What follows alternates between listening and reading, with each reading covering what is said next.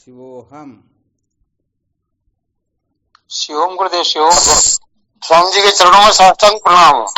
शिवोहम। प्रणाम गुरु जी, कोटि कोटि प्रणाम। शिवोहम। शिवोहम प्रणाम। गुरुदेव भगवान के श्री चरणों में प्रणाम। शिवोहम। शिवोहम। श्री गुरुदेव के चरणों में साष्टांग प्रणाम। शिवोहम। शिवम गुरुदेव। हाँ, शिवोहम। चरण स्पर्श। शिवोहम।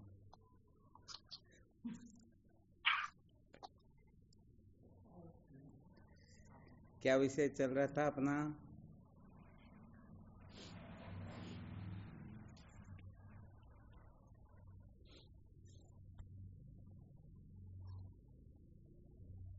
आवाज आ रही है?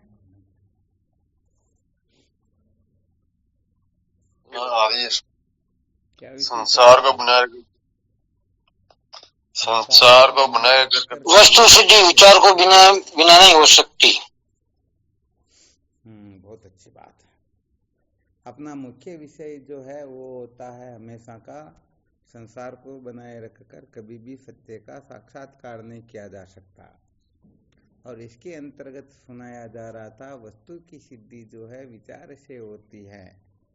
वस्तु सिद्धि विचारेण न क्वचित कर्म कोटि भी, ये भामतिकार वाचस्पति मिश्र का कथन है। अच्छा, वस्तु की सिद्धि विचार से क्यों होती है, कर्म से क्यों नहीं होती है? थोड़ा इस पर भी विचार कर लेते हैं।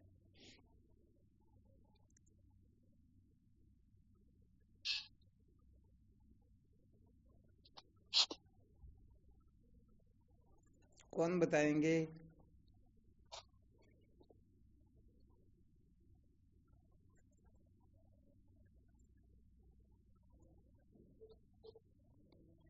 आवाज आ रही या नहीं आ रही?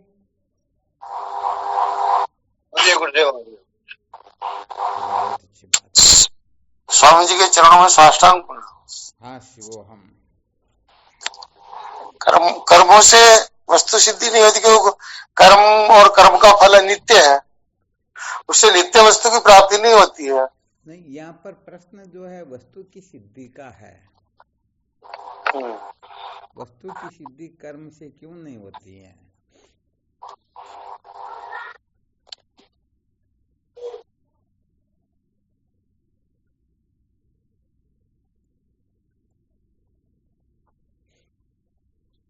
कर्म तो खुद अज्ञान जन्य है महाराज जी।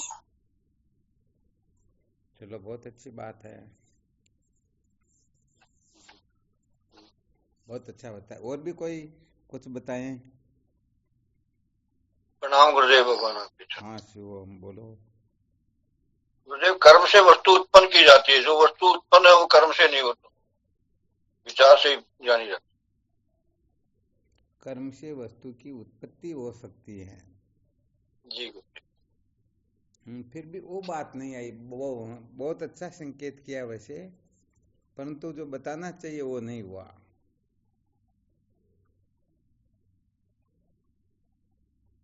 गुरुदेव यहाँ यूँ कहते हैं कि मतलब विचार, ज्ञान और अज्ञान का विचार से ही होता है, तो वस्तु की सिद्धि हो सकती है। तो पता बिल्कुल ठीक है कि वस्तु की सिद्धि विचार से होती, बिल्कुल सत्य है, परंतु कर्म से क्यों नहीं होती? क्या कारण है?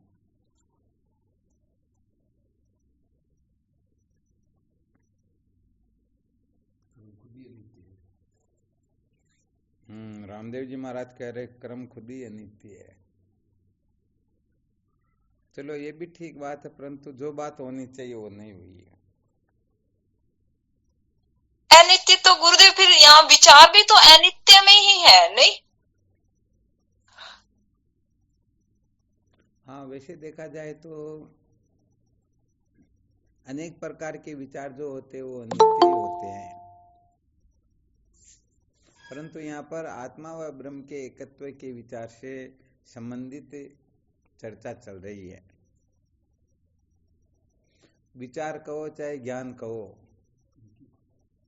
तो विचार से महाराज जैसे जो हम दुख है उसमें अपन सुख मान रहे हैं, अनित्य को नित्य मान रहे हैं, वो तो ये अविद्या की मान रहे हैं, विचार से नहीं मान रहे हैं। अविचार से माना जाता है, तो विचार से कहां पर?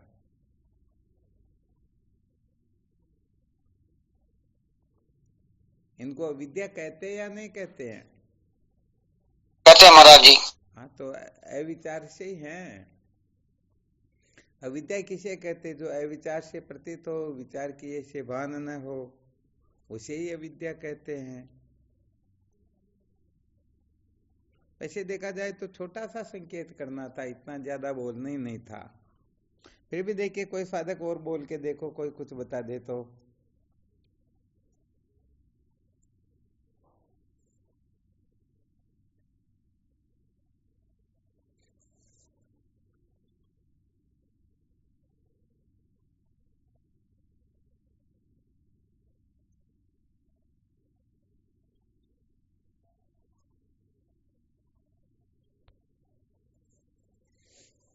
आप ही बताओ गुरुदेव। भाई सीधी सादी बात, कर्म जो है वो प्रमाण नहीं है, वो तो निर्माण होता है। जैसे किसी वस्तु को देखना हो तो इसमें आंख प्रमाण होगी या 5 कर्म इंद्रियों में कोई भी कर्म इंद्रिय प्रमाण होगी? देखने के लिए तो आंख ही प्रमाण हो। आंख ही तो प्रमाण होती है। तो कर्म कभी प्रमाण नहीं होता है। इसके ऊपर पहले खूब चर्चा की जा चुकी है।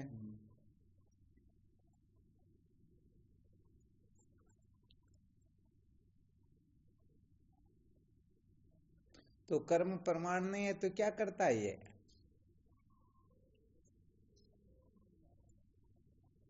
ये अंतःकरण को शुद्ध करने के काम में आता है।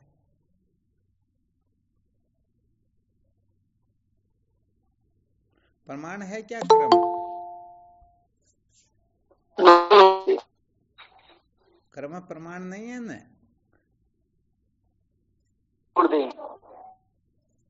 तो चलो यहाँ पर कर्म को प्रमाण नहीं माने, इनको परंपरागत रहने दे, तो फिर विवेकादि साधनों को प्रमाण मान ले क्या? वस्तु की सिद्धि जो है यहाँ पर विचार के द्वारा बताई जा रही है।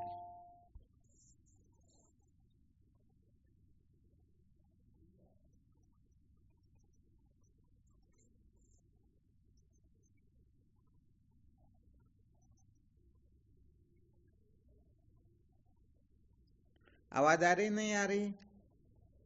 आ रही महाराज। आ रही गुरुदेव। तो यहाँ पर ये बात तो हमें अच्छी तरह से समझ लेना है कि कर्म कभी भी प्रमाण नहीं होता है। कर्म को सदा किसमें रखा गया है? परंपरागत साधनों में। ध्यान देना अच्छी तरह से। कौन से साधनों में रखा गया? परंपरागत। परंपरा का मतलब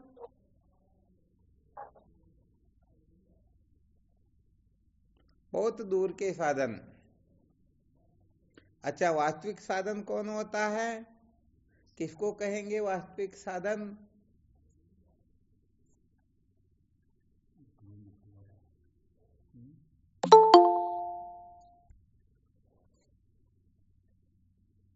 किसे कहेंगे असली साधन? तत्वमसि महावाक्य का शोधन।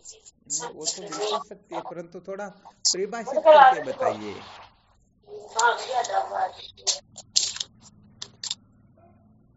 वास्तविक साधन उसे कहेंगे जिससे ज्ञान की निवृत्ति हो सके, ठीक है ना। फिर आपने जो बताया उसी से विद्या की निवृत्ति होती तो प्रमाण हो जाएगा। फिर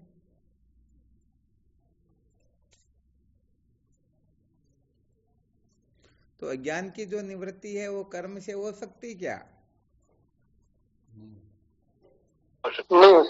नहीं हो सकती है, क्योंकि ये कर्म स्वयं अज्ञान का कार्य होता है। अज्ञान हो तभी तो कर्म होता है, अज्ञान न हो तो कर्म होता है क्या? नहीं होता। कैसे सिद्ध करके बताओ।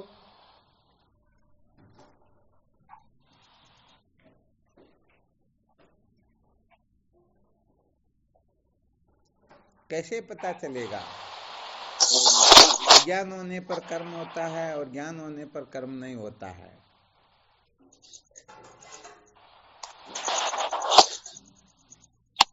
प्रणाम गुरुजी। हाँ शिवम बोलो। रस्ते में जब सर्प की भ्रांति होती है तभी उसको मारने के लिए या दूध पाने के लिए कुछ कर्म करना पड़ता है। बहुत बहुत धन्यवाद। इसका मतलब आपकी बुद्धि का सचमुच में विकास होने लग गया। बहुत अच्छी बात, क्योंकि ऋषि का अज्ञान ही कर्म की ओर प्रवृत्त कर देता ना। जी गुरुजी। चाहे उसको डंडा लेकर के मारने के लिए दौड़ो अथवा भले कटोरा लेकर के दूध पिलाने के लिए जाओ, फिर भी कर्म कब होगा? जब अज्ञान होगा तभी तो होगा ना। अच्छा, ऋषि का ज्ञान हो जाए तो फिर कर्म को तो होगा क्या? कि ये सर्प धूप में तप रहा होगा या कितने दिनों से भूखा होगा, इसको सर्दी गर्मी लग रही होगी, कुछ भी हम कल्पना करते हैं फिर क्या?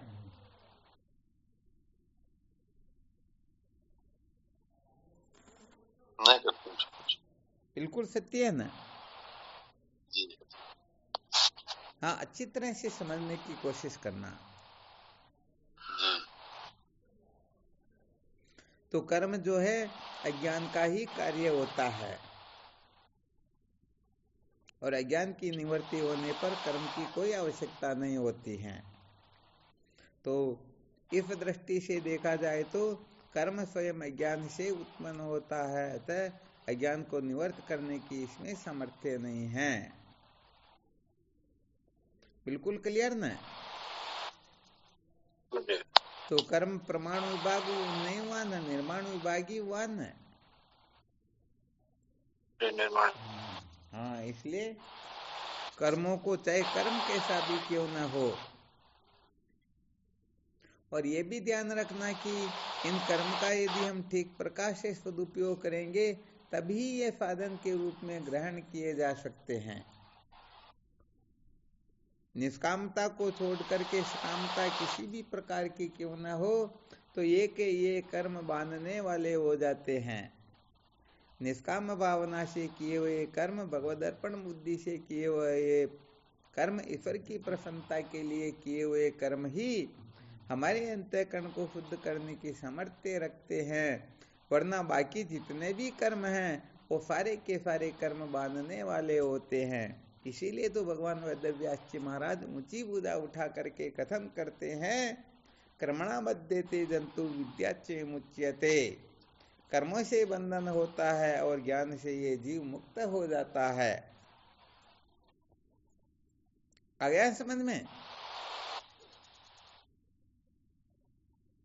तो यहाँ पर कर्म को जो साधन के रूप में ग्रहण किया गया है वो केवल और केवल मात्र निष्कामता के हुए ही इनको ग्रहण किया गया है।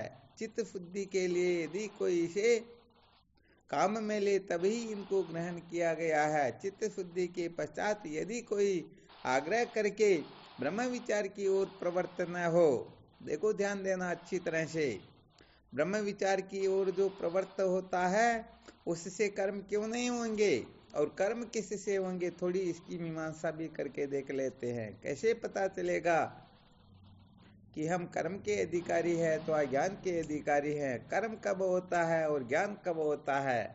पहले कर्म और ज्ञान का हेतु स्वरूप फल का कथन किया गया, तब शायद ऐसी चर्चाएं चली थी। चलो फिर और उसका मंथन हो जाएगा। कर्म कब होता है और ज्ञान कब होता है?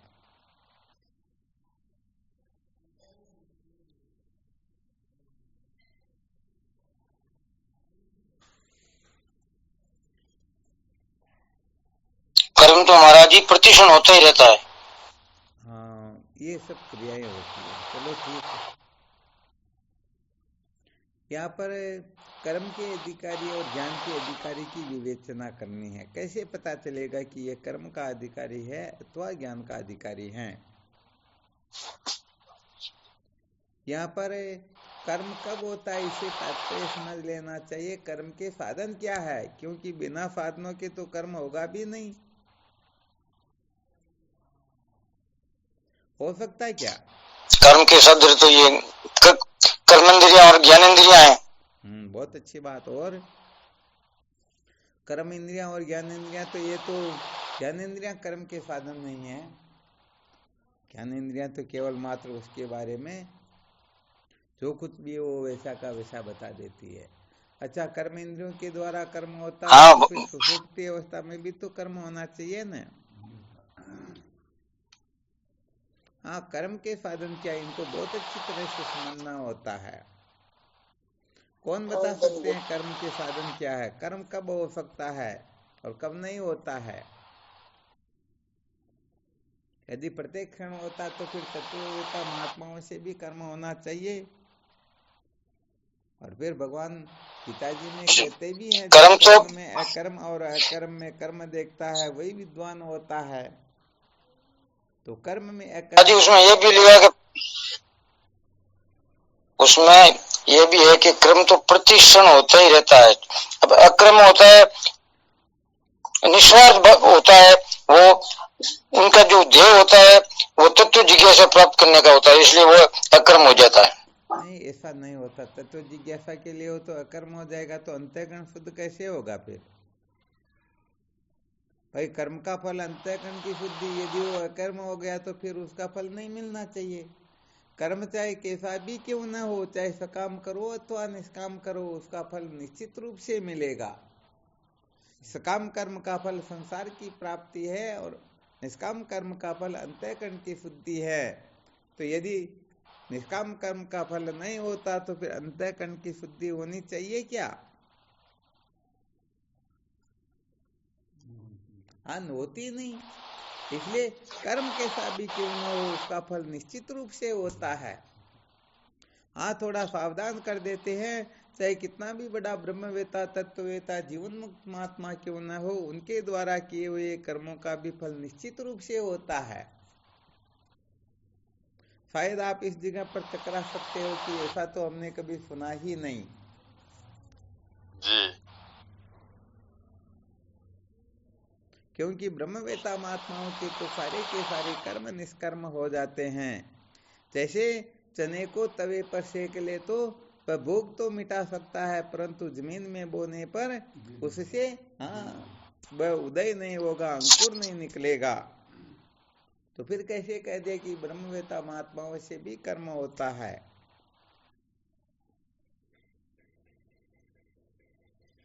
तो यही तो मैंने निवेदन किया था महाराज जी कि वो निष्काम कर्म हुए वो तत्व जिज्ञासा के लिए। नहीं, वो बिल्कुल बात अलग है। जिज्ञासुओं के द्वारा कर्म जो होते हैं उनकी बात बिल्कुल अलग है, ब्रह्मवेता महात्माओं के द्वारा जो होता है वो बिल्कुल ही अलग है। और अपना विषय चल रहा कर्म के साधनों का। कर्म के साधन क्या, यहाँ थोड़ा प्रसंगवश विचार प्रारंभ कर दिया कि ब्रह्मवेता महात्माओं के द्वारा भी कुछ न कुछ होता ही होता है और जिज्ञासुओं के द्वारा भी होता है। तो जिज्ञासु यदि वैसे तो इस बात को अच्छी तरह से समझ लेना चाहिए कि निष्काम कर्म जो है केवल ब्रह्मवेता महात्माओं से ही होता है। बाकी जिज्ञासुओं के वश की बात नहीं कि ये निष्काम कर्म कर ले। निष्काम कर्म का मतलब होता है कर्मों की ऐसी स्थिति जहाँ पर कर्म करते हुए भी वो कर्म फल न दे, उसे निष्काम कहते हैं। उनके कर्म निष्कर्म हो जाते हैं। इसी को तो वेदांत शास्त्रों में निष्कर्म सिद्धि कहा जाता है। कैसा भी कर्म क्यों न हो, परंतु वह कर्म उसको बांध नहीं सकता। तो जीवन मुक्त महात्मा ही निष्कर्म सिद्धि को उपलब्ध होते हैं। जिज्ञासुओं के वश की बात थोड़ी है। अभी तो जिज्ञासु अंतःकरण को शुद्ध करके गुरुदेव की शरण में जाकर ब्रह्म विचार करेंगे, अभी तो बहुत दूर की बात है। तो उनके कर्म निष्कर्म कैसे होंगे? आकांक्षा और विशेष बताओ, कर्म कब होता है? गुरुदेव कारण हो तब कर्म हो। हाँ बिल्कुल, कारण के बिना कार्य होता ही नहीं, बिल्कुल सत्य बात है। तो जीव मात्र जो है कर्म करते हैं, तो कर्म के मूल में क्या है, किसके होने से ही कर्म हो सकता है। जैसे अभी बताया था, ऋषि का ज्ञान होता है तो वो सर्व के लिए कुछ न कुछ क्रिया चेष्टा करने लग जाते हैं। तो ऐसे ही जीव मात्र कर्म की ओर प्रवृत्त होता है, तो वह किस अवस्था में कब वह कर्म करने की ओर प्रवृत्त होता है। हाँ, ये बहुत सारे रहस्य अच्छी तरह से थोड़ा समझ लिया करो। अभी संकेत किया था ब्रह्मवेता महात्माओं के द्वारा भी कर्म होता है, उनसे भी पाप पुण्य होता है। तो उनका भी थोड़ा रहस्य समझ लेना चाहिए, वरना आगे चल करके बहुत सारे साधक गड़बड़ घोटाले भी कर देते हैं।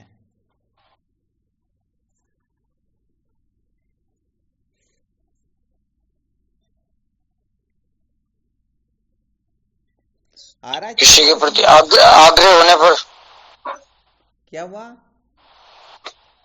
आग्रह अच्छा, आग्रह होने पर कर्म होता है ना, यही कहना चाहते हो? कि किसी के प्रति अपनी जो उसमें ललायता हो, जो झलक अपनी ये को।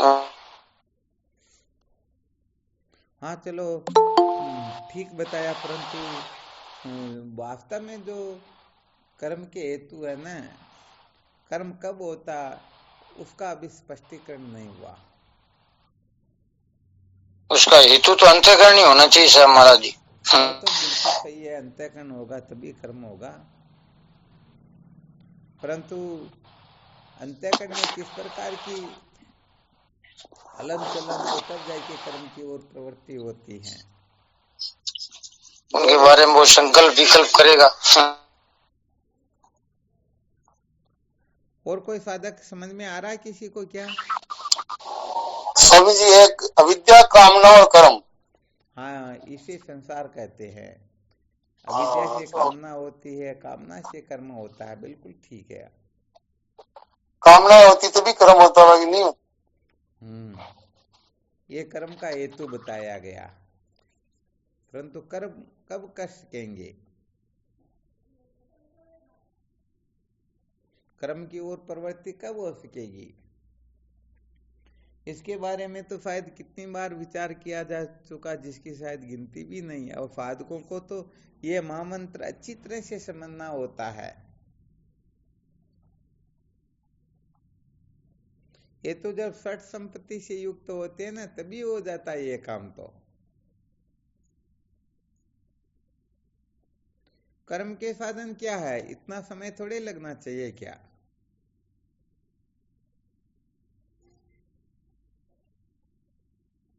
महाराज जी बाप ही खुला सको। स्त्री पुत्र धन, स्त्री पुत्र और धन। तो फिर इतना टाइम कैसे लग गया? और सबसे बड़ा सूत्र कौन सा है?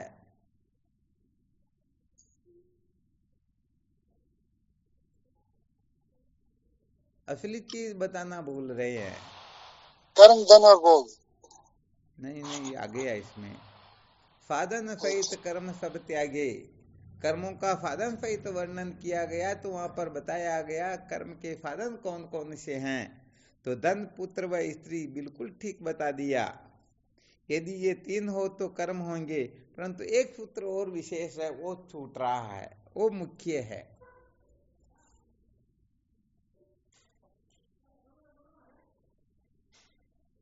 हमें समझ में नहीं आ रहा क्या?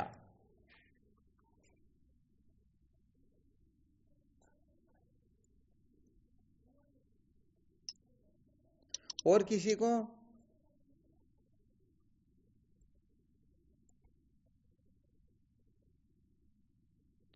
जो बताना चाह रहे वो मूल मंत्र अभी नहीं आया, वरना बिल्कुल ये सत्य बताया। धन, पुत्र, स्त्री, ये तीन बिल्कुल ठीक ठीक बता दिया।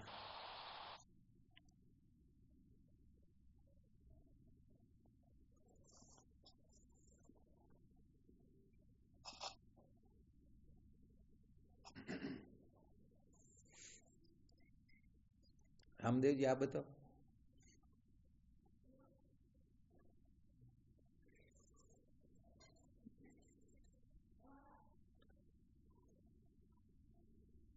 अरे भाई, जब तक देह में अभिमान नहीं होता है तब तक कोई कर्म कर सकता है क्या?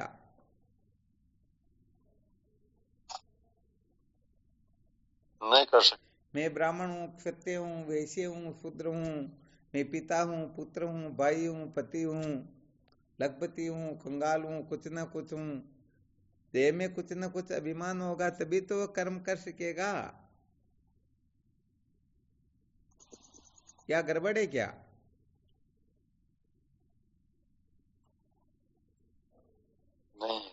गुरुदेव अहंकार अहम। हाँ, देह में अहम का मतलब होता है अपने को आत्मा के अतिरिक्त कुछ भी समझना। जैसे कोई समझे मैं ब्राह्मण हूं तो ब्राह्मणोचित कर्म करेगा, और कोई अपने को शूद्र समझता है तो वह उस हिसाब से कर्म करेगा। कोई अपने को पति समझता है तो पत्नी के लिए क्या करना है वह कर्म करेगा, पिता समझता है तो पुत्र के लिए क्या करना है। इस प्रकार से जब देह में अभिमान होगा तभी तो कर्म हो सकेगा।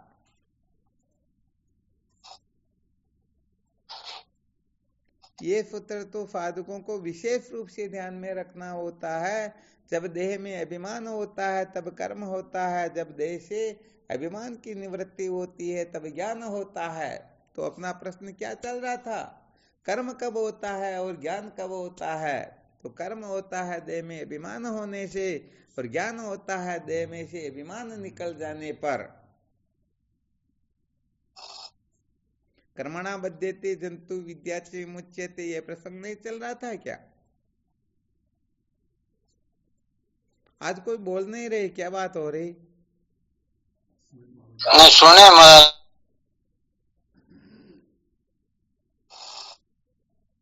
ये तो समझ में क्लियर आ गया या नहीं आया?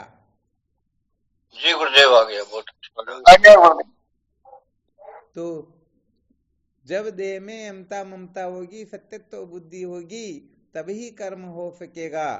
और जब देह में अमता ममता निकल जाए, अपने आप को कोई पुरुष समझता है, कोई स्त्री समझता है, तो बताओ वह उस हिसाब से ही कर्म करेगा ना। जी गुरुदेव। और जब देह में से अमता ममता निकल जाएगी, इसीलिए तो बहुत अधिक विवेक की आवश्यकता होती है कि ये देह में नहीं, देह मेरा नहीं, देह सत्य नहीं। तो देह में से अभिमान निकले बिना सचमुच में ज्ञान किसी को होता ही नहीं। यदि हम अपने को पुरुष स्त्री बाप बेटा पति पत्नी पता नहीं क्या क्या समझ करके बैठे रहेंगे, तब तक तो हमसे कर्म ही होगा। ज्ञान के लिए तो देह में से अमत्व ममत्व को निकालना होता है। तो अच्छी तरह से देख लेना, ज्ञान जो होता है वो देह से अमता ममता निकले तभी होता है, और कर्म जो होता है वो देह में अमता ममता होने पर ही होता है। यदि देह में अमता ममता ही नहीं हो तो बताओ कर्म हो सकेगा क्या? नहीं होगा हाँ, गुरुदेव। कभी नहीं हो सकता। तो देखो ज्ञान में और कर्म में इतना बड़ा अंतर हो जाता है। देहाभिमानी कर्म का अधिकारी होता है, और देहाभिमान से जो रहित होता है वह ज्ञान का अधिकारी होता है। अब विचार करके देखना होता कि हम देह में कितना अभिमान करके बैठे हैं, देह के अभिमान से हम थोड़ा बहुत मुक्त हुए हैं या नहीं हुए हैं। बिल्कुल क्लियर ना? जी गुरुदेव। क्लियर जी।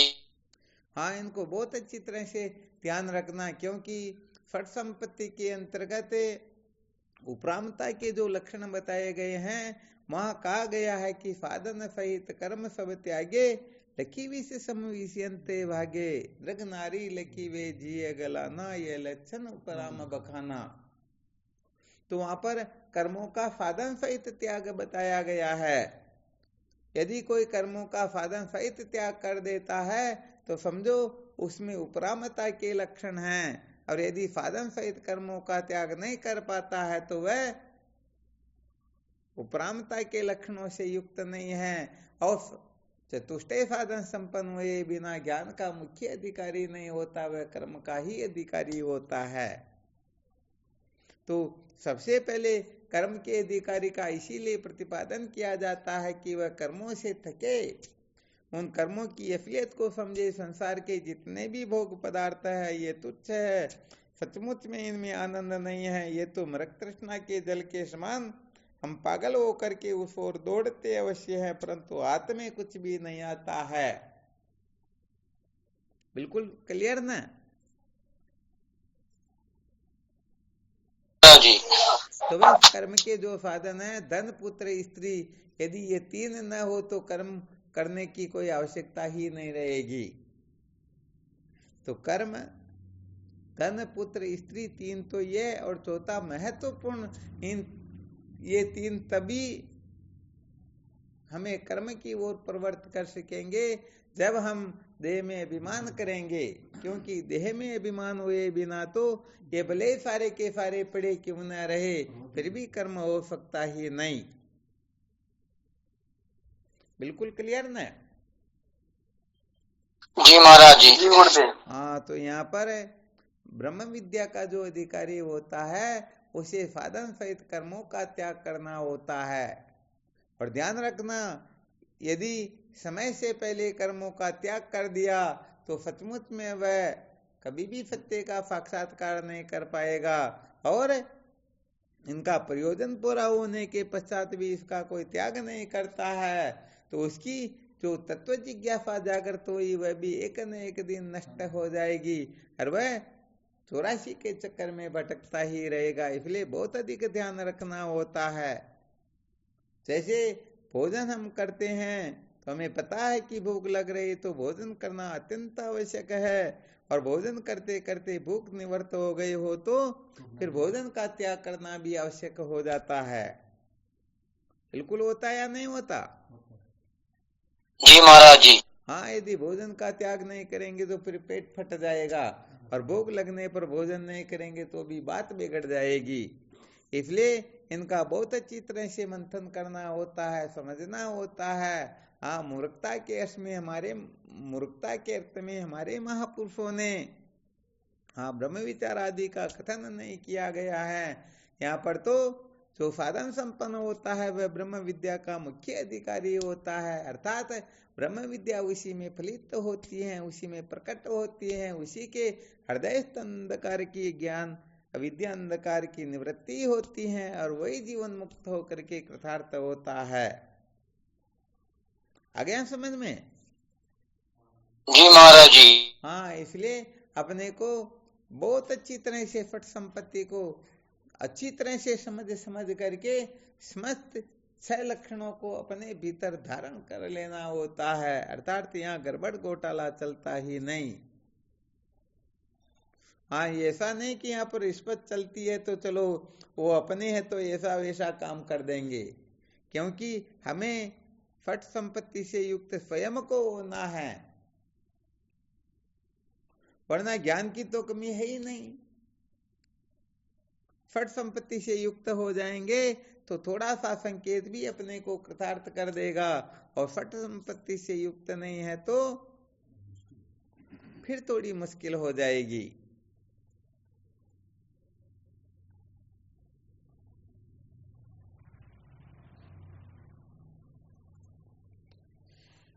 ठीक है ना?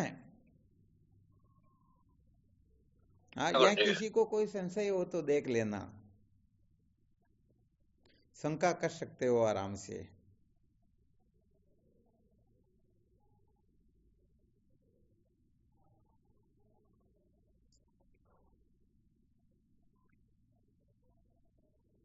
कोई शंका नहीं?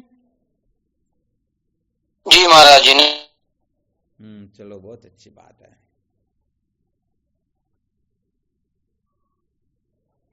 तो कर्म जो है बंधन करता है, तो बताओ देहाभिमानी बंधन में ही रहेंगे या मुक्त हो जाएंगे? उनके लिए प्रयास करें तो मुक्त भी हो जाएंगे। नहीं, कैसे होंगे? थोड़ा प्रक्रिया सहित बताओ। वो देह अभिमान रहित होने पर सर। हाँ, ये बात। हाँ, या ये अवश्य कह सकते हैं कि सकामता से बंधन होता, निष्कामता से मुक्ति की ओर प्रस्थान होता है। ये भले अवश्य हो सकता है, परंतु फिर भी ज्ञान के बिना तो उनका भी काम नहीं चलेगा ना। वो तो सब देहाभिमान जब रहित होगा तभी उन ज्ञान के प्रति उनकी प्रवृत्ति बने। तो देहाभिमान से जो रहित होता है, देहाभिमान से रहित होने से क्या तात्पर्य है? किसको कहते हैं देहाभिमान से रहित होना?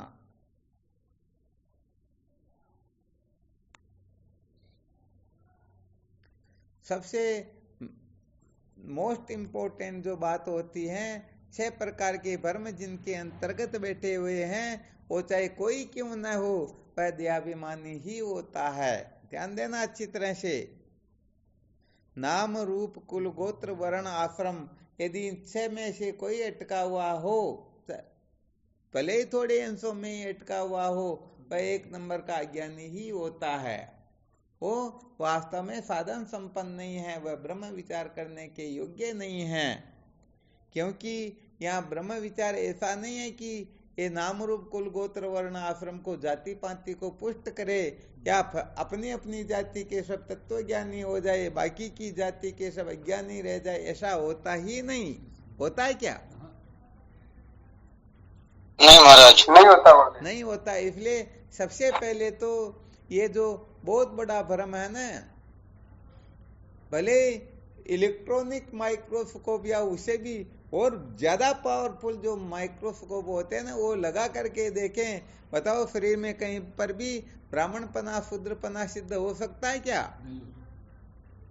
जी नहीं हो सकता गुरुदेव। क्या ऐसा समझो जो ब्राह्मण होते उनके सींग होते, पूंछ होती, या कोई छोटा मोटा कोई ऐसा वैसा अंग आदि होता है क्या? नहीं होता गुरुदेव। तो हमने ही तो कल्पना करे कि नाम रूप कुल गोत्र वर्ण आश्रम की कल्पना किसने कर रखी?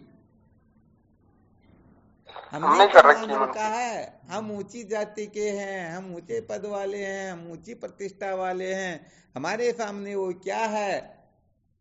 तो ऐसी ऐसी हजारों लाखों प्रकार की जो भोले जीवों में कल्पना बैठी हुई है, ऐसी कल्पना तो समझो इतनी बेटी है कि वो कूट कूट कर भरे हुए हैं और ऊंचे मंचों पर बैठ करके घोषणा करते हैं कि मैं ब्रह्म हूं। तो विचार करके देखो, ब्रह्म ब्राह्मण होता है या शूद्र होता, काला गौरा होता है या लंबा ऊंचा होता है या बांका टेढ़ा होता?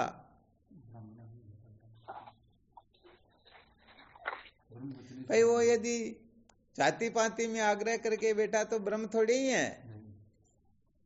और यदि ब्रह्म तत्व का उनको बोध है तो विचार करके देखो, ब्रह्म में तो समस्त नाम रूपात्मक प्रपंच का अत्यंत भाव होता है।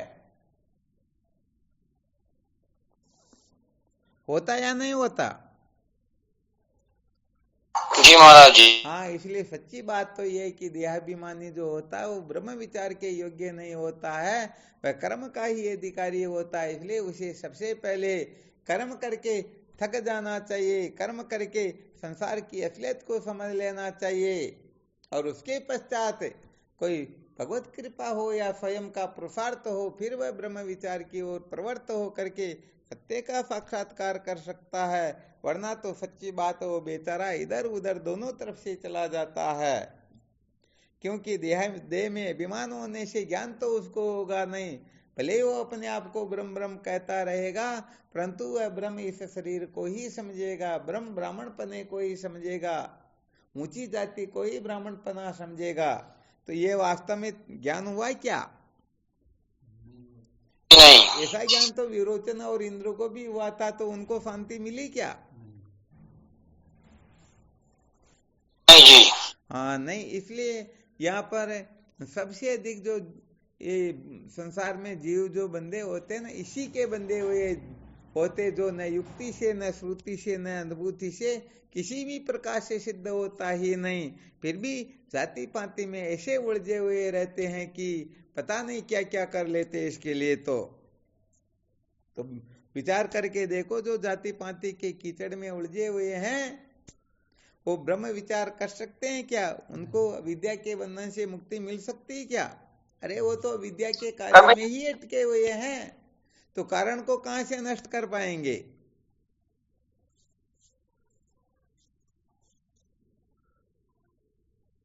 तो होता क्या है कि शास्त्रोक्त रीति से जो ब्रह्म विचार नहीं करते हैं वो अंततो गत्वा भटक जाते हैं, उनको सचमुच में सत्य का साक्षात्कार होता ही नहीं। अब जैसे कोई कह दे नहीं नहीं हमको तो जाति पाति का अभिमान ही नहीं है, अब संत उनको जब मिलते हैं तो पता चल जाता है उनके सगे संबंधी या कोई भाई बंधु कुटुंब परिवार वाले हो तो प्रणाम करने से ही डरते, अकेले हो तो भले साष्टांग प्रणाम कर लेंगे, परंतु कोई भी दूसरा नजर आ रहा तो प्रणाम करने से डरते। अरे क्या कहेंगे कि ये तो इतनी ऊंची जाति का रे बाबा, जो नीची जाति का, फिर भी इनको दोग दे रहे हैं, प्रणाम कर रहे हैं। तो मन में जाति पाति का अभिमान बैठा हुआ, तभी तो डर लग रहा। जी गुरुदेव। हाँ, तो सच्ची बात तो ये है कि सबसे पहले तो इसीलिए तो कहते, पहले मान बढ़ाई छोड़ो, फिर दुनिया से मुखड़ा मोड़ो, लिख ले वो नीत अनीत, बताऊं थाने राम मिलन की रीत। जाति पाति कुल धर्म बढ़ाई, धन बल परिजन गुण चतुराई, भक्ति इन नर सोई, कैसा बिनु जल बारिद देखिए जैसा। तो विचार करके देखना चाहिए, जो वास्तव में है ही नहीं, हम उसी के पीछे पागल हो करके पूरे जीवन पर उसी में उलझे रह जाते हैं। और वास्तव में परमार्थ क्या है, सत्य क्या है, किसको जान करके हम अजर अमर हो सकते हैं, किसके लिए मनुष्य जन्म मिला हुआ है, क्या करना क्या नहीं करना, इसका तो हम कभी विचार करते ही नहीं। और ये नासमझ लोग संसार के, जो केवल अन्न खा करके गंदगी कर देते, ऐसे ही जन्मे और ऐसे ही मर जाते हैं, उनके कहने से हम मान लेते नहीं नहीं हम तो ऐसे और वैसे हैं। तो भाई यहाँ पर तो श्रुति संत शास्त्रों को जो महत्व देंगे, श्रुति माता को प्रमाण समझेंगे, वास्तव में वही जीव विद्या के बंधन से मुक्त हो पाएगा। वरना तो अपने मन से तो आकाश पाताल जितना मन में कल्पना करते रहो, इसे सचमुच में काम होने वाला है ही नहीं। सचमुच में ज्ञान जो होता है वह ज्ञान को मूल सहित, अविद्या को मूल सहित भस्मीभूत कर देता है। बताओ, सपने से जगने के पश्चात सपने की सृष्टि का थोड़ा बहुत अंश मात्र भी शेष रहता है क्या? नहीं महाराज जी। हाँ, तो इस बात को तो आप समस्त साधक अच्छी तरह से समझते होंगे कि ब्रह्म के अंतर्गत सबका अत्यंत भाव है। उसमें न नाम होता है, न रूप होता, न कुल होता, न गोत्र होता, न वर्ण होता, न आश्रम होता है। उसमें स्थूल सूक्ष्म कारण भी नहीं होता है, जागृत स्वप्न सुषुप्ति नहीं होती है, पंचकोश नहीं होता है, एक कृतृत्व भोक्तृत्व सब सारा का सारा ना समझो की पहचान होती है। इसलिए जब तक ठीक ठीक बोध नहीं होता है तब तक ये जीव भटकता रहता है। और यथार्थ बोध हो जाए तो ज्ञाते द्वैतम न विद्यते, द्वैत नाम की कोई वस्तु शेष रहती ही नहीं। इसलिए अच्छी तरह से समझ लेना चाहिए, अणु मात्र भी यदि भेद की प्रतीति होती है, भेद के प्रति आग्रह होता है, भेद को सत्य समझते हैं, तब तक समझना चाहिए अभी तक उसे तत्व का ज्ञान हुआ ही नहीं। सचमुच में जिस दिन तत्व का बोध होगा उस दिन पता चल जाएगा कि ये संसार में जो कुछ भी है ये सब मेरा ही स्वरूप है, मेरे से बिन किंचित मात्र कोई वस्तु है ही नहीं। अपने से बिन कुछ होता थोड़ी ही है। सोने से बना हुआ जेवर स्वर्ण का रूप होता या नहीं होता? आप ब्रह्म हो तो ब्रह्म से बिन कुछ होता है क्या? ब्रह्म एवेदम सर्वम, श्रुति माता संकेत कर रही, ब्रह्म तो समस्त रूपों में होता है। जैसे समुद्र में जल जो है समस्त तरंगों के रूप में, बुलबुलों के रूप में, फेन के रूप में जल ही तो होता है। तो विचार करके देखो, जल को छोड़ करके कुछ नहीं है, तो यहाँ ब्रह्म को छोड़ करके कोई कुछ हो सकता है क्या? नहीं हो सकता है गुरुदेव। वो तो नहीं महाराज जी, पर एक तो बूंद है और एक समुद्र। हाँ, वैसे देखा जाए तो ये भेद उपाधि का किया होता है, परंतु वेदांत के अंतर्गत जब विचार करेंगे ना तो पता चल जाएगा उपाधि जो होती है वो मिथ्या होती है। और जब उपाधि ही मिथ्या है तो बताओ भेद सिद्ध हो सकता है क्या? नहीं हो सकता है। चलो थोड़ा इसको सिद्ध करके बता देते हैं। जैसे समझो दो जिलों की आपस में सीमा रेखा होती है, होती या नहीं होती है?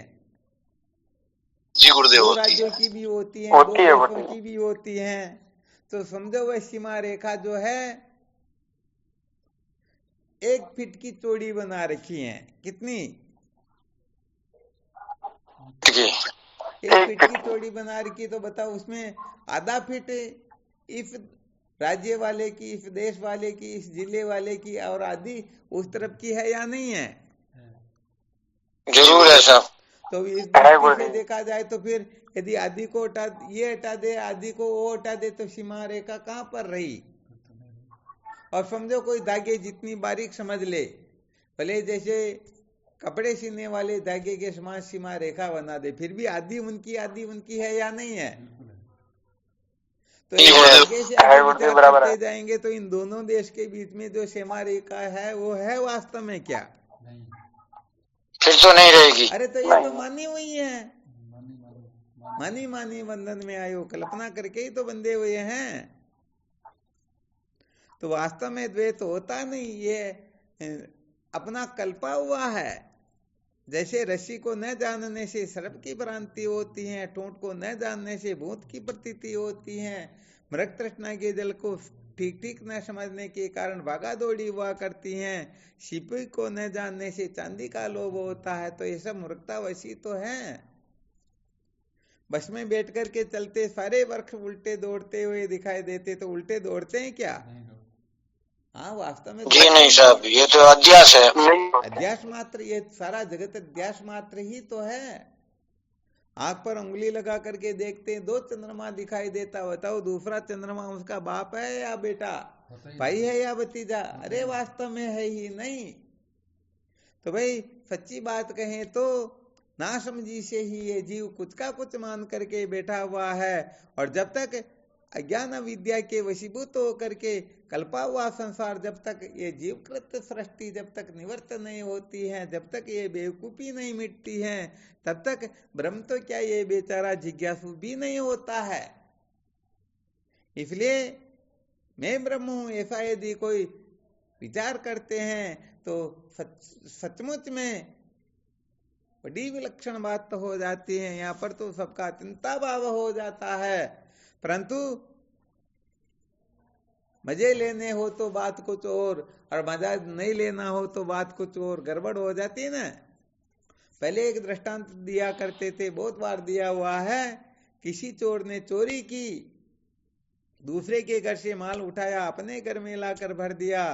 कोई एक चोर आया दूसरा और उस माल को उठाकर लेकर भगने लगा। अब वह चिल्लाता है कि चोर चोर चोर चोर। अरे भाई, आज तेरे घर से उठा के वह ले जा रहा, तू उसको चोर समझ रहा, परंतु जिस दिन तू दूसरे के घर से उठा कर लाया उस दिन तूने अपने को चोर समझा या नहीं? बिल्कुल क्लियर ना? हाँ, तो वास्तव में होता क्या है कि ये गड़बड़ कहाँ पर होती, उसको तो हम निकालना नहीं चाहते, केवल ब्रह्म बनने की रहती कि हम तो तुरंत ब्रह्म हो जाए। अरे ब्रह्म तुमको बनना नहीं, तुम तो नित्य शुद्ध बुद्ध मुक्त अद्वितीय ब्रह्म स्वभाव से ही हो। आदि बुद्धा प्रकृत एवं सर्वे धर्मास निश्चिता ऐसे ओम भौतिक शांति सोमरी तत्वाय कल्पते। हाँ, भगवान शंकराचार्य जी महाराज के दादा गुरु गौड़पादाचार्य जी महाराज मांडुक्य कारिका में स्पष्ट कर देते हैं, अरे तुम स्वभाव से ही नित्य शुद्ध बुद्ध मुक्त हो। तुम चाह करके भी जीव नहीं हो सकते हो, चाह करके भी जन्म मृत्यु की श्रृंखला में नहीं भटक सकते हो, चाह करके भी कुछ नहीं कर सकते हो। तो हम सचमुच में ब्रह्म है, परंतु पता नहीं हमने अपने आप को हाँ कुछ का कुछ समझ लिया। इसलिए जब तक ये कचरा दिमाग से नहीं निकलता ना, तब तक वास्तव में सर्वात्म भाव प्रकट नहीं होता, आत्मनिष्ठा जागृत नहीं होती है। ज्ञान निष्ठा जब जागृत हो जाती है तो ज्ञान की दृष्टि से देखा जाए, न कोई छोटा होता है न कोई बड़ा होता है, न शत्रु होता है न मित्र होता है, न पापी होता है न पुण्यात्मा होता, न कोई अपना होता है न कोई पराया होता है। सत्य बात कहे तो ज्ञान की दृष्टि से देखा जाए तो एक जू में, जू समझते हो क्या? अरे हाँ, माता में हमारे ज्ञान ज्योति गहरे जो हीर में रहती है। तो आजकल तो अरे बड़े बड़े स्टाइल वाले चल गए, तो आजकल तो जू का काम ही नहीं रहा। पहले के समय में तो पता नहीं, बैठ जाती एक दूसरी उनके सिर से निकालने लगती तो लाइन लगा देती, इतनी इकट्ठी कर लेती। तो एक जू में और ब्रह्मा में कोई अंतर नहीं होता, परंतु ये बात समझने के लिए बड़ा दिमाग चाहिए। तो ज्ञान की दृष्टि बड़ी विलक्षण होती है। ज्ञान की दृष्टि जब जागृत हो जाती है तब वेद का अत्यंता भाव हो जाता है, और जब तक ज्ञान की दृष्टि जागृत नहीं होती है तब तक ही बेचारे भोले जीव हाँ, ऊंचे नीचे की, अपने पराये की, तेरे मेरे की कल्पना करके बेचारे खुद ही बंधे रहते हैं और दूसरों को भी हाँ दुखी करते रहते हैं।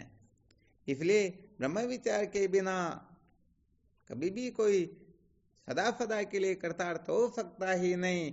इसलिए ब्रह्म जिज्ञासा जागृत हो, ब्रह्म विचार प्रकट हो, इसके लिए कुल मिलाकर के देहाभिमान से मुक्त होना है।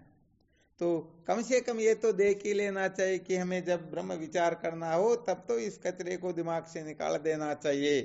हाँ, वरना तुम्हारे कोई सगाई संबंध करना हो तो आपके हिसाब से देखते रहना। बिल्कुल ठीक है ना? जी गुरुदेव, बिल्कुल ठीक है। जी गुरुदेव। ज्ञान का अधिकारी सत्य कहे तो कोई लाखों करोड़ों करोड़ों अरबों में कोई कोई होता है।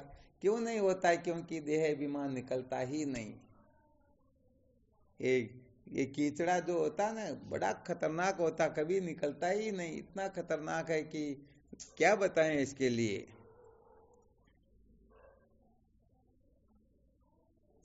महाराज जी, दो आदान है, कंचन चजना सहज है, सहज क्रिया से अनेक, मान बढ़ाई दुर्लभ तजना ये।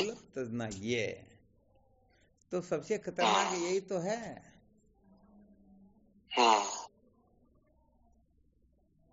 इसलिए यहाँ पर कुल मिलाकर के हमें ब्रह्म होना नहीं है, बल्कि एक कचरा जितना भी अपने ऊपर आकर के गिर गया, इस कचरे को हटाओ, तुम नित्य बुद्ध मुक्त स्वयं ही हो।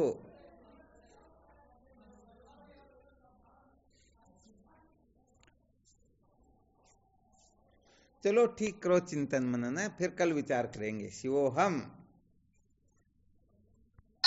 शिवोहम गुरुदेव, आपके चरणों में शीश प्रणाम। हम गुरु जी के चरणों में साष्टांग प्रणाम। शिवोहम। हाँ, शिवोहम। स्वामी जी के चरणों में साष्टांग प्रणाम है। शिवोहम। शिवोहम। गुरुदेव स्वामी जी के चरणों में प्रणाम। शिवोहम। श्री सतगुरुदेव स्वामी जी के चरणों में कोटि कोटि प्रणाम। शिवोहम। शिवोहम। शिवोहम प्रणाम महाराज। सतगुरुदेव के चरणों में कोटि कोटि प्रणाम। शिवोहम। गुरुदेव के चरणों में कोटि। हाँ, शिवोहम। शिवोहम गुरुदेव। प्रणाम गुरुदेव। शिवोहम। शिवोहम। शिवोहम चरण स्पर्श। शिवोहम। श्री गुरुदेव साष्टांग बारंबार प्रणाम। शिवोहम दाता। हाँ, शिवोहम। प्रणाम गुरुदेव, आपके श्री चरणों को शिवोहम। प्रणाम। स्वामी जी कोटि कोटि प्रणाम। शिवोहम। प्रणाम। शिवोहम।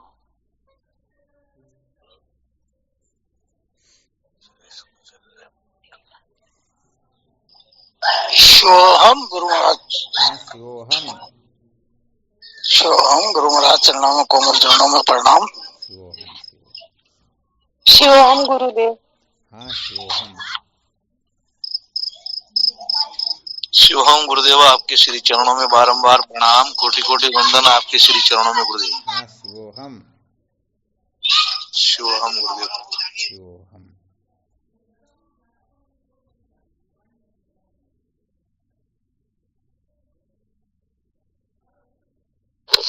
प्रणाम स्वामी जी, आप हाँ, शिवोहम। कोटि कोटि प्रणाम।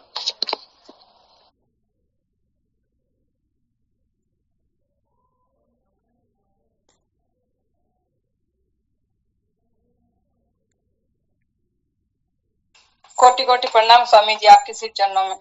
शिवोहम।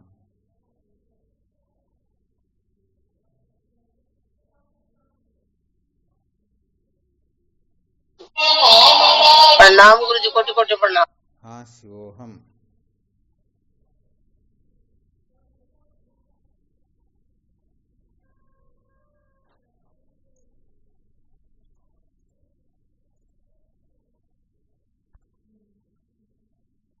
ठीक शिवोहम।